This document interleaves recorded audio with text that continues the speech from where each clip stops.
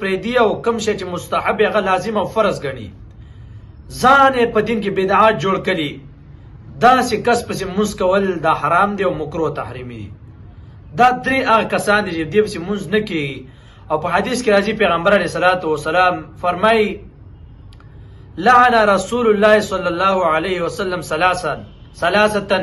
پیغمبر علیه الصلاة والسلام په دریو کسانو باندې لعنت ویلی دی. یو رجل اما قوما، هغه سړی دی چې دا قوم له امامتي کې وهم له کارهون، دا قوم یې بد ګڼي، دا قوم وایي چې دا څنګه امام دی، قوم یې بد ګڼي، خبرې پسې کوي. دغه رنګ قوم خوښ نه دی، دا بیا هم راغلی دی خون په شان دی په جومات کې پروت دی، ده پسې پیغمبر علیه الصلاة والسلام فرمایي مونځ نه کېږي، پیغمبر پې لعنت ویلی دی. دې وجې نه چې په امام کې غلطي نو امام پسې مونځ نه کېږي، غلطي دې ځانه وباسي. او کو بیزې مقتدیان داسي چې هغه د امام نه بیزې خپایي، مطلب څه وجه نشته، اخلاق یې صحیح دي، ګناه نه کوي، الفاظ یې صحیح دي، بدعتي نه دی،